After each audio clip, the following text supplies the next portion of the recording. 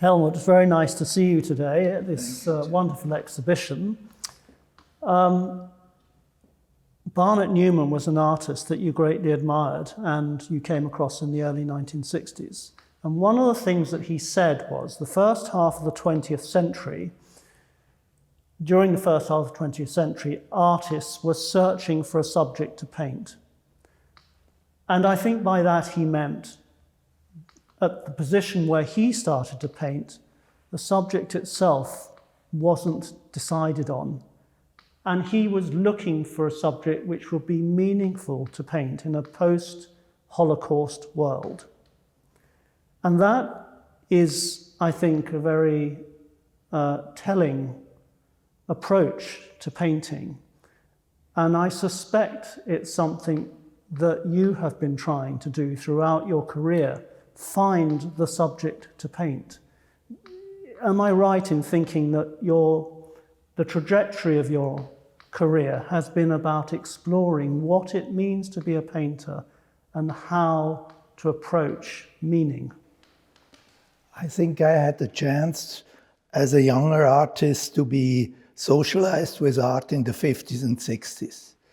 And of course, in the 50s and 60s, abstraction was there. So when I went to Paris, I saw all these artists, which I didn't understand, but I was fascinated by. And I never asked the question for myself, shall I paint a woman or a landscape or this? It wasn't the question for me. The question was, I started as an abstract artist in an innocent way and not knowing what I'm doing. And then by progress, of course, I understood what could this be when I'm working in an abstract vocabulary, what could it be? And interesting enough, lately, when I read your book about Barnett Newman, where Barnett Newman says his vertical lines respond to the visitor, to the visitor's verticality. And this was absolutely clear and understandable for me. So I thought, yeah, this is also a possibility for me that the painting doesn't respond to the physical verticality, but to the soul. So the soul on the painting responds to the soul of the visitor, of the consumer, the poesy, if you want so. So the meaning of the painting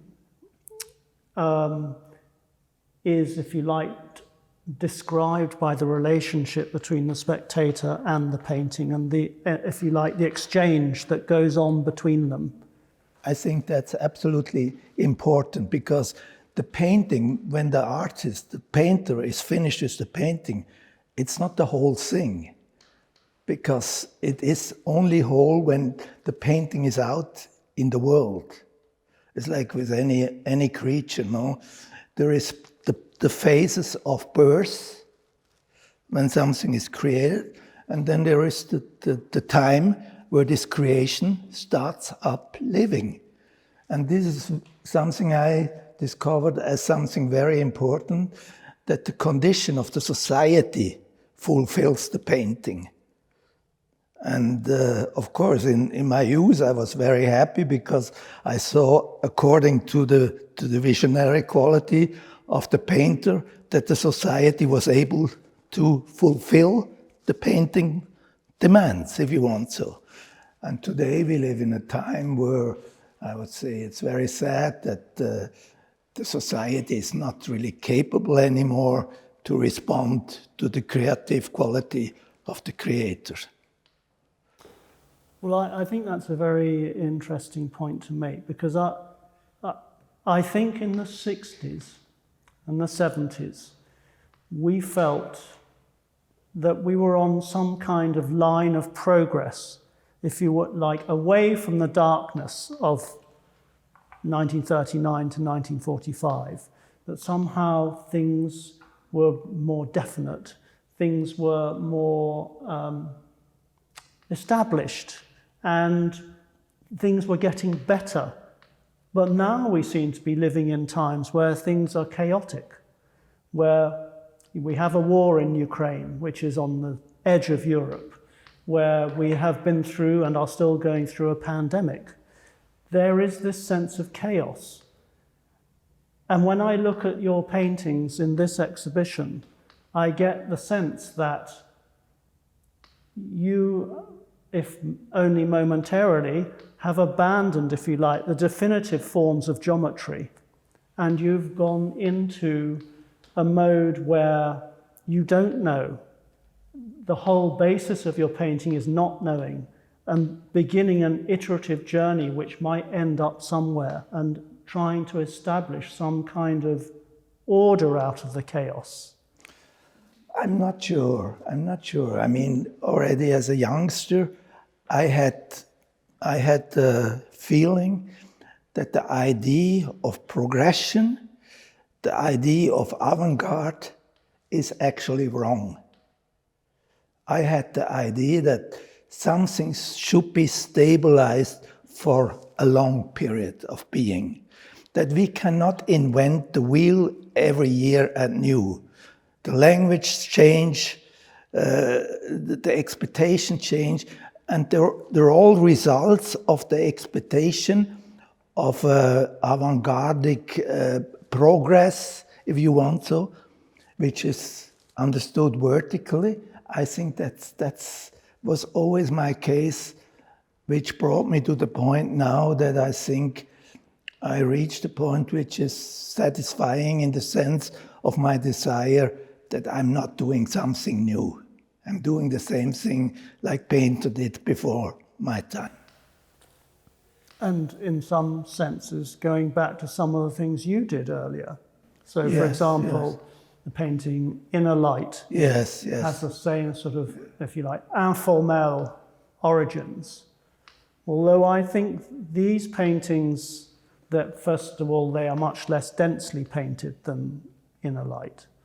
They're much more, they're sort of touched by paint rather than densely worked material paintings. But I do get the sense when I look at these paintings that these are paintings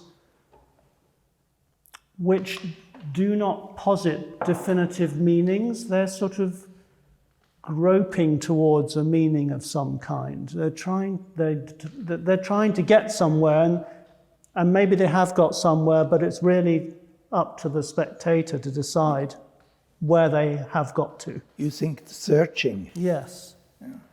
Does that feel right to you? Yeah, I think searching is actually the most beautiful way of being creative is searching and not finding. It's not making a statement. It's more like being. And being is related to searching. I think this is not a painting which I think of it before. It's just the result of my own inner being. Yes. If I would be somebody else, I would make another work. So for me, it's not a difference, this work to my more geometrical work. I think I was very open-minded also with my geometrical work, you know. It was never a work which wanted to prove something, neither a work who wanted to illustrate something. It had no intention to be avant-garde. It was just, in a classical way, an existential question. In other words, the work is an expression of your being. Exactly. What I've noticed also in even a series which is based on geometry, like the basics on composition, that you can start off with a very, if you like, defined figure, which might be based on an H or something like that. But as the series progresses, the paintings break down. The surface of the surface is no longer even and smooth. As the series progresses, the paint surface breaks up and becomes, I don't know, in inverted commas, more expressive, perhaps. It is as though that you're going through the series, repeating the same motif, but finding a different answer each time, or finding a different meaning each time. I think it's depending on my different mood each time, and my different need of poetical or intellectual concept in my mind, you know. It's always up to my mood in the moment, and this, I think, shows also that I need to do it. It's not a need to do it as a professional, it's a need to do it for my existential identity. But you wouldn't describe yourself as an expressionist artist? No. But I'm also not a geometrical artist. I think all those terms are out of reach. One of the paintings, or more than one of the paintings in this exhibition, I think it's if I'm not mistaken, the bird migration, is based on your travels to Japan. And I was curious before, and I'm still curious to know, how much influence has all these many travels to Japan had on your work so far? I think, I said it earlier, I'm socialized, quality-wise, through 3 different cultures. One major culture was America. Already as a youngster, I always looked at American paintings. Then the second big influence was, of course, North Africa, because I lived in Tunisia. I was very fascinated by this Islamic culture. And then the third one is Japan, of course. And it all has to do with traveling, because I was in '69, I was already in Afghanistan and in Iran and all those places. And I was always interested in old culture. But then lately, in the last, I would say 15, 20 years, I went nearly every year to Japan. And I feel very much at home with the mentality of the Japanese definition of values, you know. For example, what is beauty?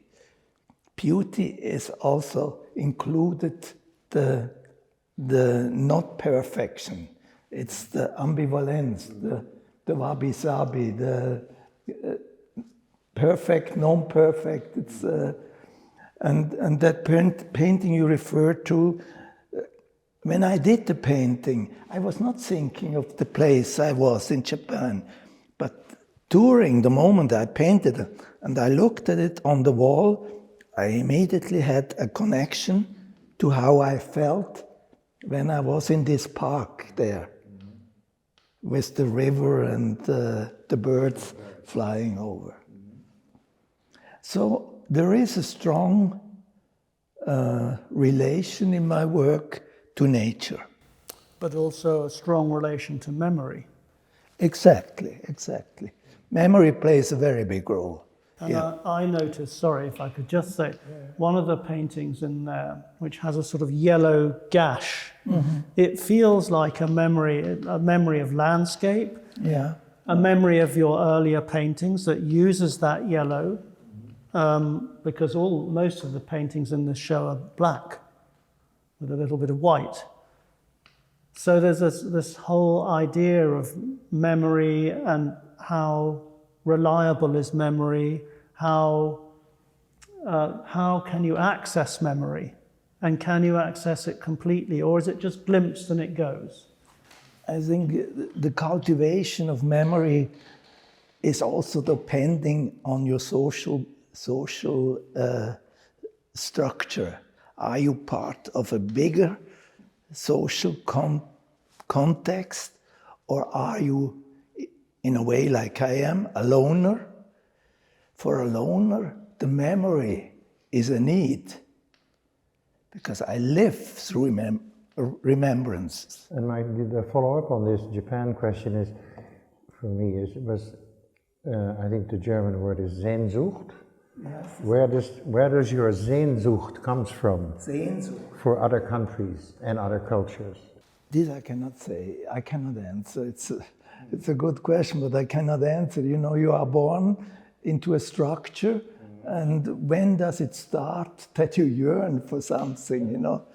I had a very happy upbringing, but I was always dreaming of something else, of, you know, die Wahrnehmung, wie sagt man Wahrnehmung on English? How you see things is not only a graphical question, it's a question of the heart, how you see and how you yearn for something. Oh, I wish it would snow today. It would be beautiful if it would be snow out there. This is a yearning. And it's a yearning for happiness, for feeling. And I think for me it was always clear when as a youngster I discovered art as a possibility for brain and soul. Because we often have, in our culture, we often have a structure which is dedicated either through brain, or we have the other half which is dedicated only through soul. And I always felt that all the great artists could be read through intellect and soul. Do you feel art has an ability to heal? In a certain way, yeah. In a certain way, I think so. Or at least I wish it would, yeah. I also often said that art is not a communication. Art is an orientation. And those are differences.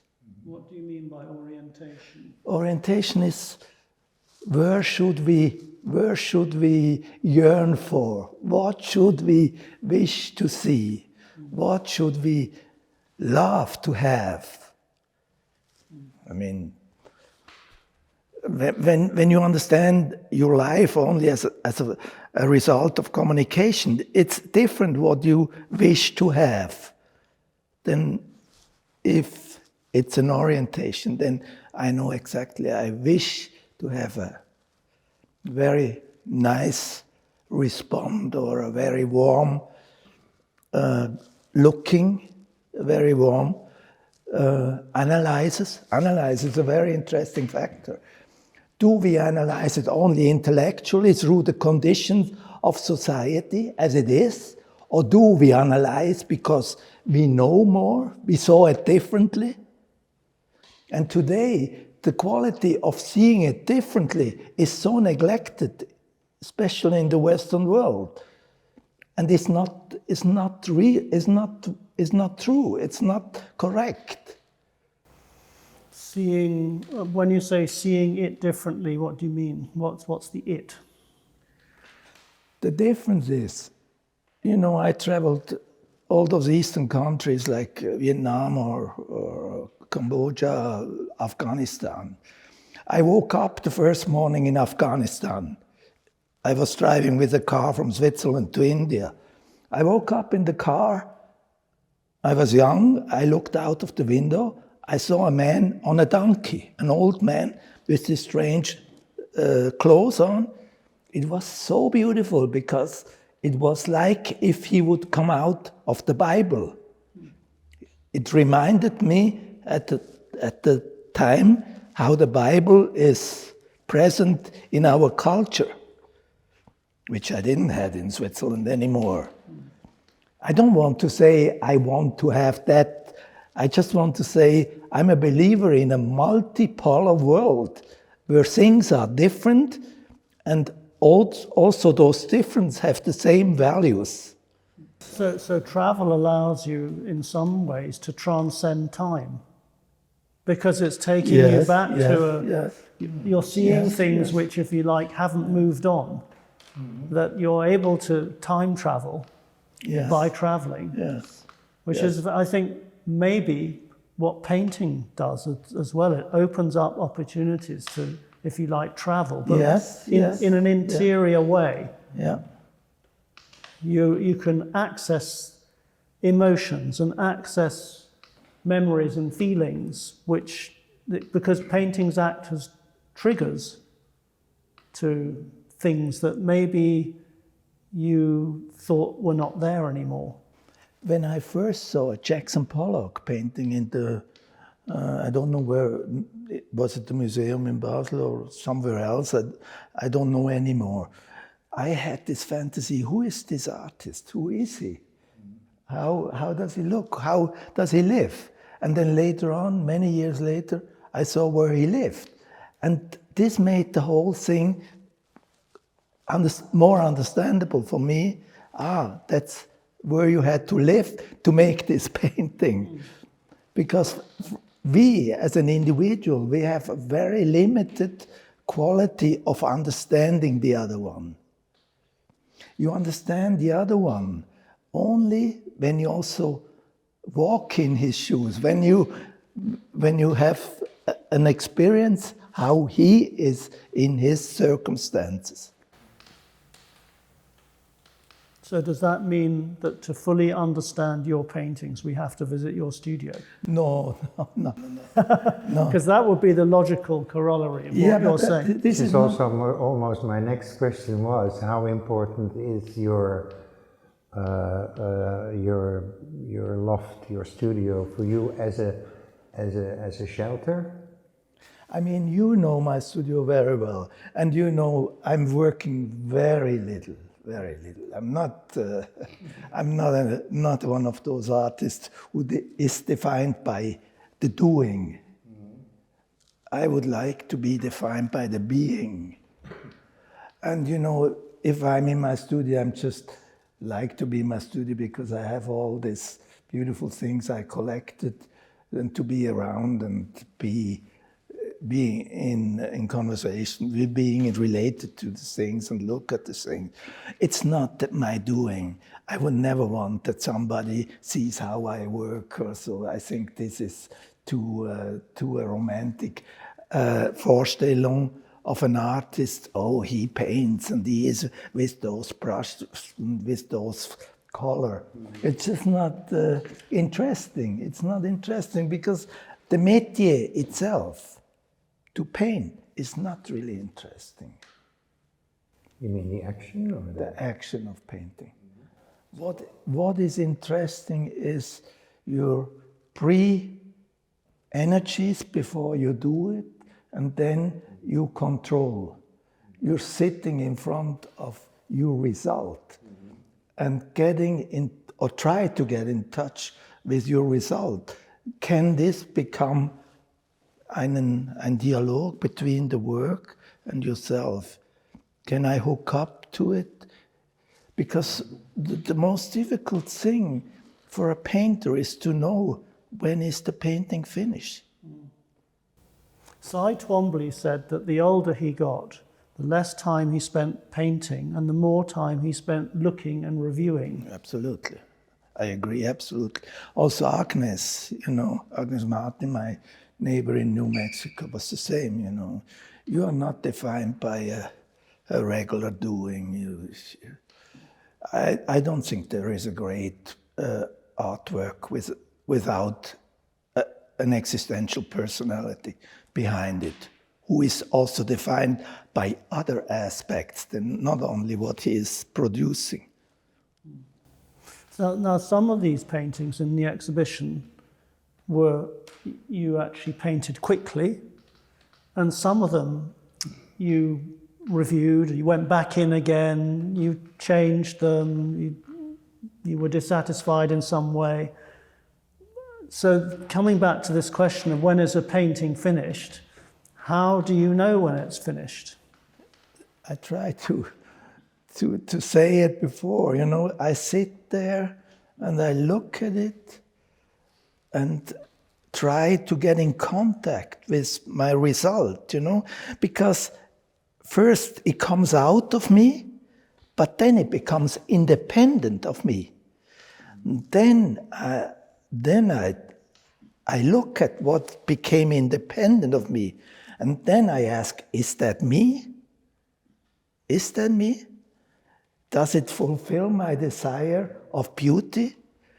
Does it desire, or does it fulfill my desire for softness or for aggression or whatever you want? All the energies a human being has can be abgerufen, can be questioned in the result. And that's why sitting in front of your result is a very important thing. You meditate your own work. So does the painting act as a mirror in some way? Or is it a bit like the birth of a child and you have to know when to separate? I mean, I never had giving birth to a child, so I can't. But I think it has to do, somehow it has to do with that. But I think the mirror is also possible. You look in yourself. Is this what you expected from you? Is this what you can give?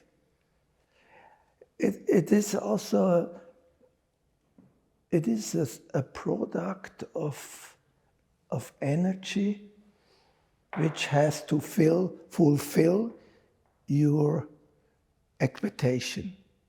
Let's say I have an expectation of a soft beauty. And I can see it if I reach it or not reach it.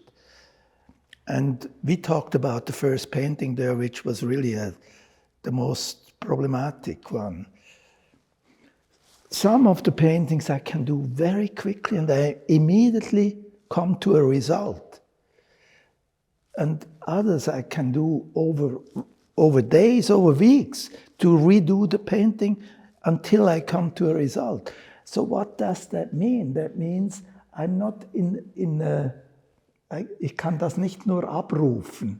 I'm not in a state where I can command the result. So you have to be in the zone. You have to be in the zone. I mean, to use a sports analogy, there are some sportsmen who, when they're in the zone, can do nothing wrong. Exactly. And it just works. Yeah. I remember the late Ayrton Senna, when he was racing in the Monaco Grand Prix, he said he had no awareness of what he was doing and he was missing the walls by like that much. He was just in the zone and he won, of course. I think that's a very nice explanation. You have just to be in the zone. It's a very good. I think Pollock, at his best, was in the zone. I often thought that I have a frequency in me. And I ask that frequency to come out, eine Frequenz, eine Frequenz. Can I call it up? Of course I try, but it's not sure that it comes.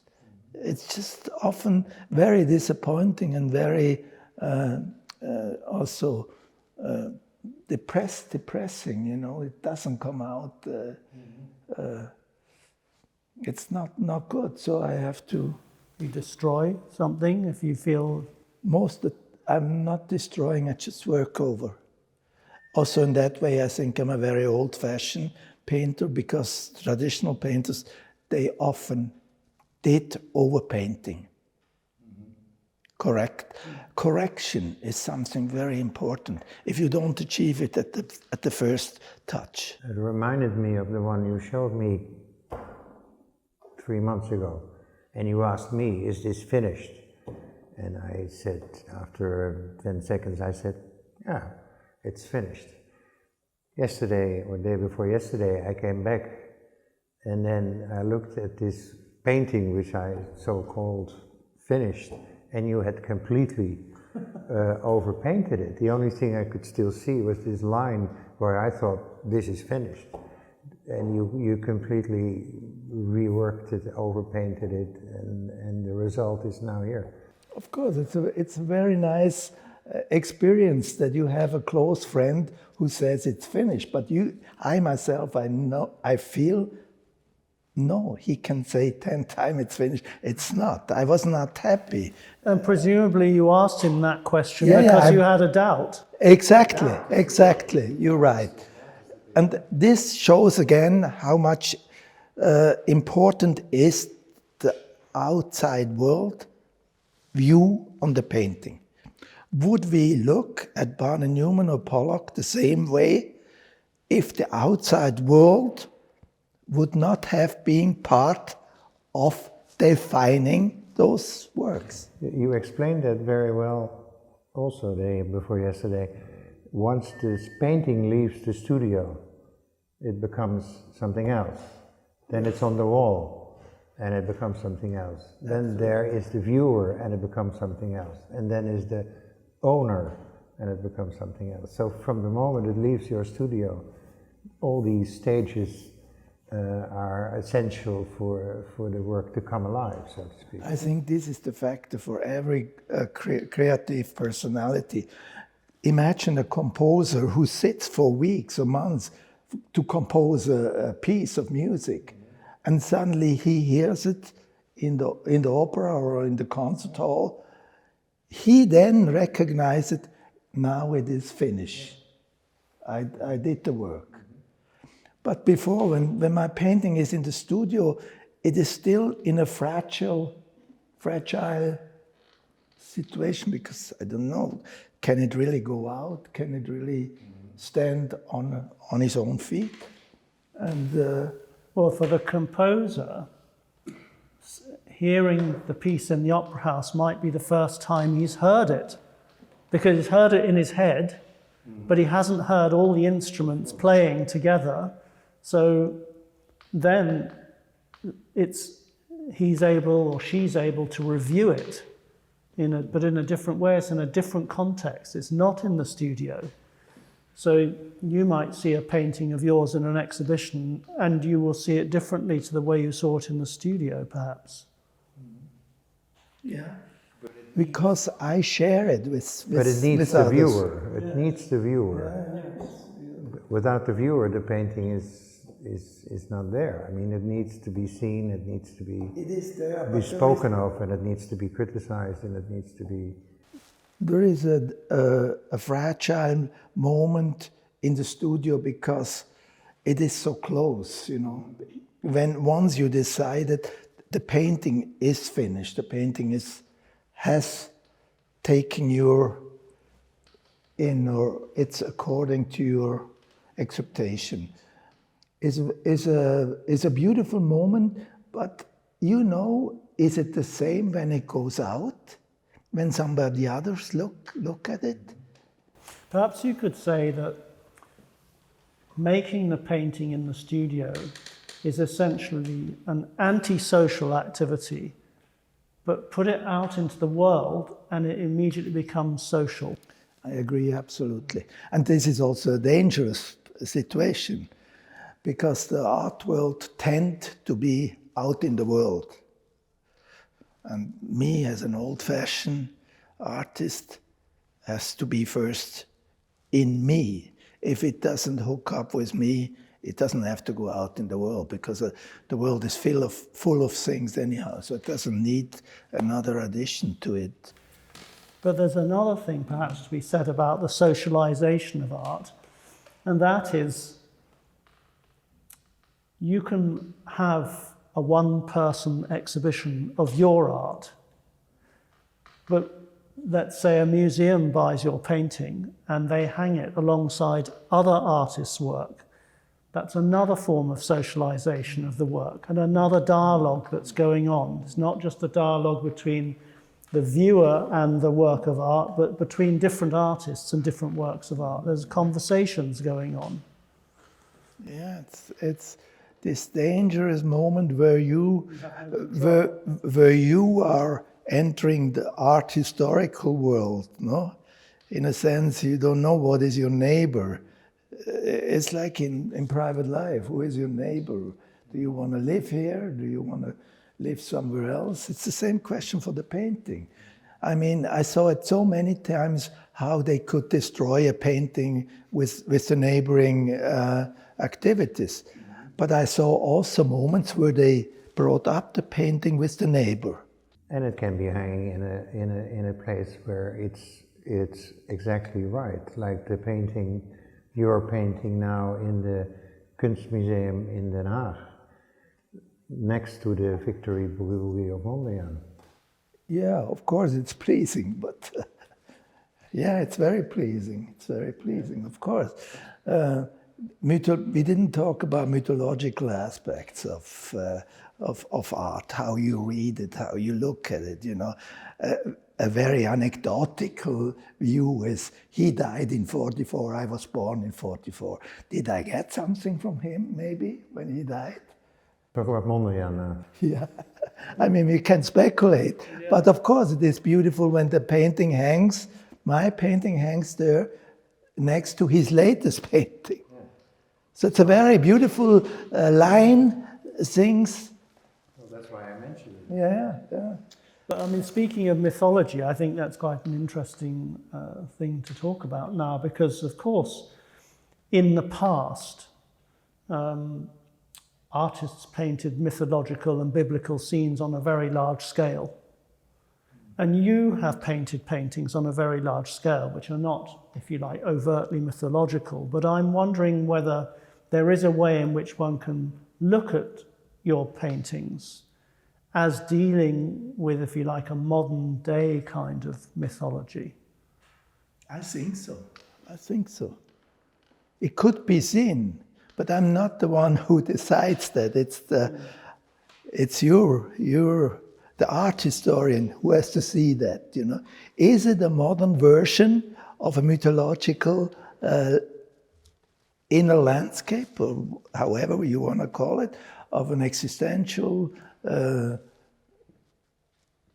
an existential. Well, there is I suppose, a sense in which mythology, or the apprehension of mythology, can give access to some kind of transcendental experience. It's a story, literally there is a story, but the story opens up huge meanings. It accesses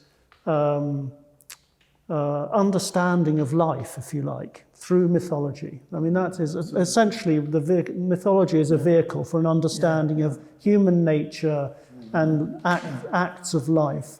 And I think, in a sense, your painting and great painting in general allows you to access fundamental understanding of being.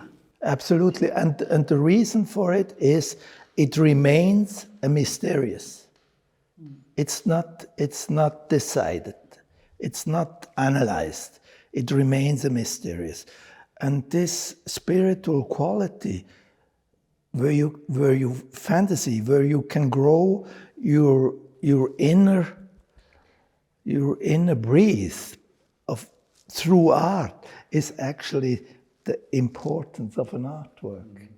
So that you, in a sense, you can get a feeling, or you can get an understanding of something, but you don't quite know how. Exactly. Happens in a mysterious way. Yes. It's like that vibration that you were talking about, and that dialogue going backwards and forwards between the painting and the spectator somehow leads you somewhere which you didn't know you could get to. I often said that I think the quality of my paintings is a climatical quality. And the climatical quality cannot be defined. Of course, you as the viewer can say, oh, this is a warmer painting, this is a colder painting. I mean, if you look at the painting Rosemary shows in this annex, it's a very cold painting. That means I also have this part in me, no? It's not, I'm not an artist who has just expressing one mode, if you want so.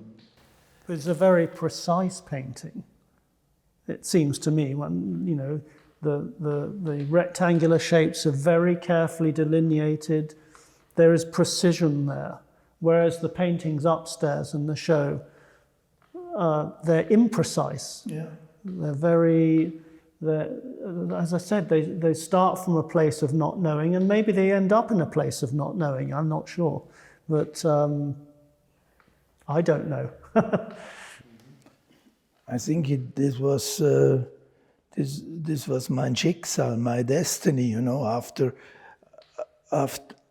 the finished result of the modern period, what remains for a younger artist is to be aware of all the different languages which defines painting. And the one downstairs is a typical work from a period where I was obsessed with the question of conceptualization.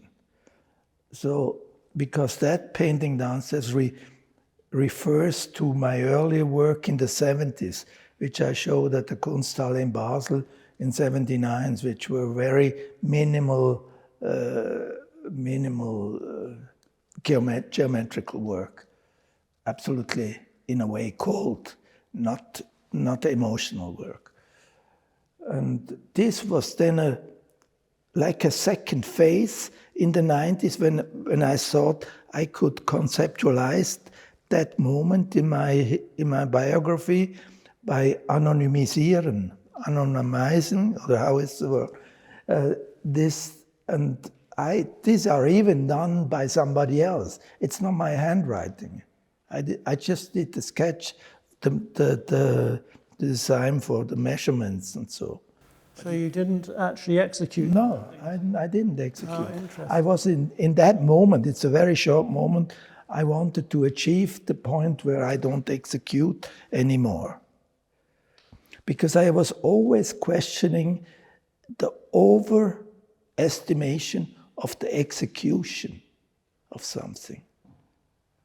The result was always seen as somebody in a naive way, oh, he's so fantastic in doing this or doing that. So you wanted to get rid of the handwriting. Absolutely, yeah. And yet now, in these paintings, the handwriting... They are not a handwriting, I don't think so. You don't think so? No. So it's not an expression of you? No, they're not an expression of me. They're just a gesture, like a gesture of me.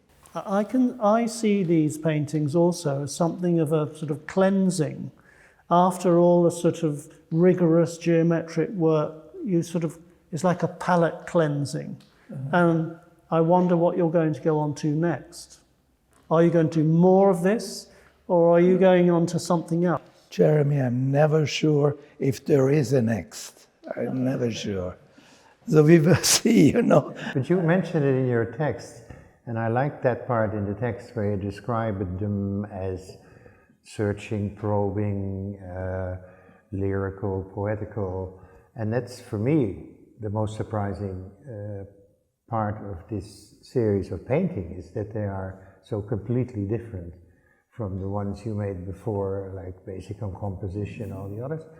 So I was totally surprised that they all had this quality of doubt and searching, because you think that's a natural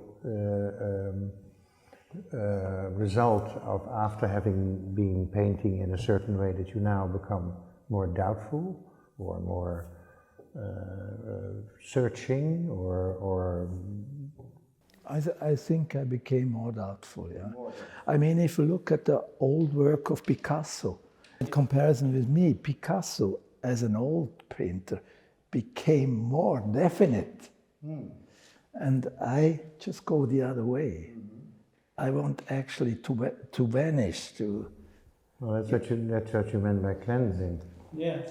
I think that's like you maybe slowly also disappear into your own painting. That my wish, this is also part of my wish of verschwinden, of if you think disappearing, if you think at my series of the Ferner painting, where I not even used, you know, the one with the circles only done by oil, without color. It's a fascination for the absolute minimum, for the mute, where the painting doesn't talk anymore, doesn't show anymore. I know I cannot achieve now this point, so I'm just doing it also in a very modest way, if you want. So I'm not asking for much.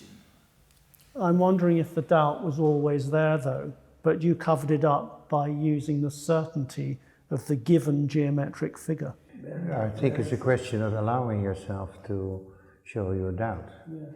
When you're in a certain phase, you hide all your doubts and you try to be as certain as possible. But when you go, not in an advanced stage, but if you want, you sort of admit that doubt is an important part of your whole existence. And then you have the power to show it. Actually, showing doubt is power. Hiding doubt is not powerful. I think that's a quality which is very strongly present in the Japanese culture. Yeah. You know, the one who is the quietest, the strongest. Mm-hmm. Well, that's why I said in the beginning, I mean, your the work in calligraphy, Japan have I would refer actually my painting more to calligraphy than to the informal movement, because the informal movement in the 50s is a period of modernistic Entwicklung. Mm. And I don't think they have to do with informal painting.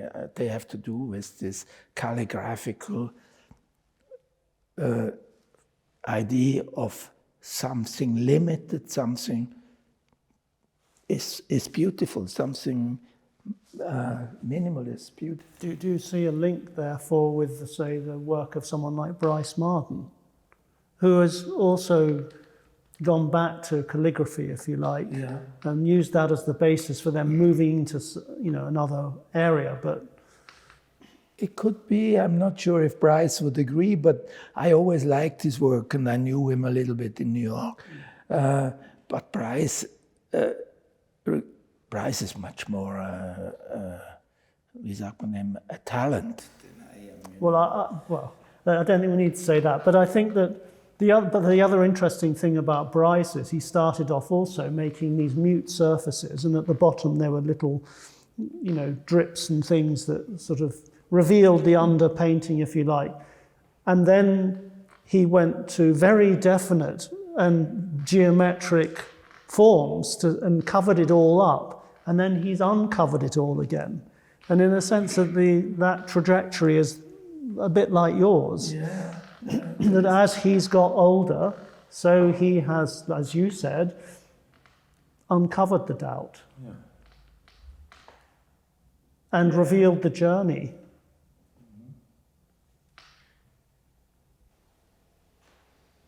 But I think Bryce believes in the result of a painting more than I believe in the result of a painting. What does the result? I think what is the fragility in my concept of what can I do, what will be, is more. I shouldn't say this, but it's more in a fragile way, because this work can be seen in a very negative. You mean this work? My the work, your work. Yeah, my work. Why negative?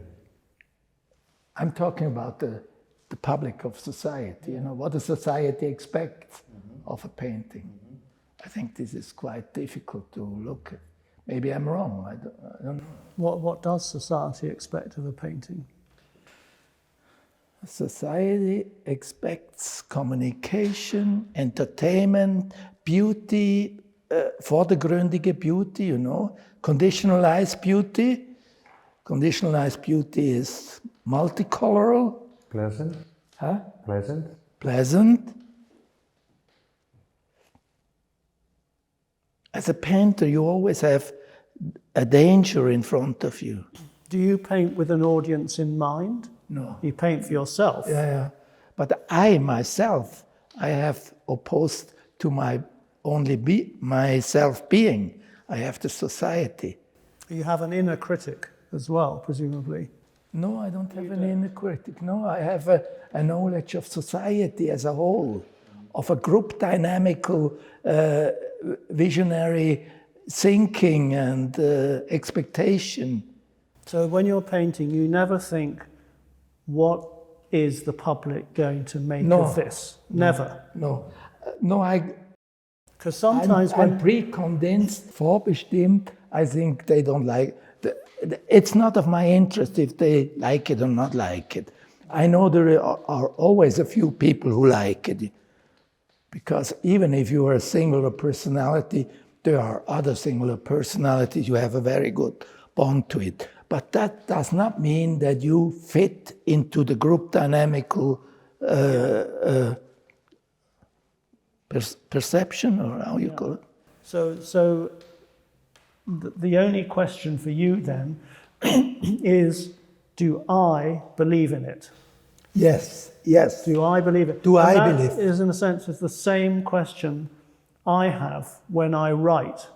I was just going to say. I sometimes, I think, well, what will so-and-so think of it? And I imagine a particular person, and I think, why do I care what so-and-so thinks of it? Do I believe in it? Do I believe in what I've just written? And if I do, that's enough. Absolutely, because it's about self-identity. I strongly believe in cultivating yourself. For me, that's what culture is really asks for. In cultivating yourself, I only consume what I want to consume. I read the poems who pleases me, who give me a good feeling. I listen to music which enlightens me, or which gives me a good feeling. So at the end, it is the cultivation of yourself. And when I do a painting, I must admit, I do it for my self-identity, who I am. And by doing the painting, then I know, okay, I'm on the right path. It's identitätsstiftend in German. And that's how it should be art historically, also for the society. Identitätsstiftend. Do you think that's different now to, say, in the time of Michelangelo or Raphael, who were doing things to commission? They did things, somebody commissioned them to make a work of art, so they had to make it in a way that would please the person commissioning it. Absolutely. Whereas you're not commissioned by anyone, you're just doing it for yourself. I think it changed through the modern. It's like the free work of Rembrandt. Yes. I mean, when he had no commissions, he painted for himself, and you immediately see the difference between his commissioned portraits, sometimes horrible, precise, and beautiful, and his free drawings when he had no commission. But for you, it's not. For me, actually, my art historic beginning is the Modernität with Kandinsky and Malevich, and that's the beginning. But for example, somebody like Duchamp was never of interest for me, never. I always believed in the existential, metaphysical quality of painting. That's also why I have such a hard time to accept installation or other mediums. I still think that art should be reduced to classical mediums like painting or sculpture. That's already enough, painting and sculpture. So I cannot deal with this idea of progress, of avant-garde. And so you don't see Kandinsky and Malevich as part of an avant-garde? Do you see them as something else? Yeah, I see. Yeah, in their way they were avant-garde, of course, but it was not meant as avant-garde. I see them as the ones who transformed the realistic awareness, also die Wahrnehmung from a realistic view, like a landscape or a figure, into an abstraction. And maybe you can only see that retrospectively, because in the moment you can't see that it's necessarily changing something, because you don't know what's going to follow. So if nothing had followed Kandinsky and everybody went back to painting like Bouguereau, it wouldn't have changed anything. I think that's the illusion that everything is always possible of progression. I think that's an illusion. I think we end that illusion by the first monochrome paintings. We end it there. And the question is not to go from that monochrome painting to find another form of expression of that tendencies of the first monochrome painting. Just to give you an example, for me, the painting of Ryman is an ongoing quality of this, what Rodchenko did in earlier years. There is a limitation to language, to form, and to expectation of those questions. Composition, for example, another big question. Do you see painting as a language? I don't see it as a language, but I see it as a parallel to like language. If you can deal with the language and understand that the limitation of language is language, then you look at the painting, you also know that you can not fulfill the painting with language, but you can fulfill the painting with painting.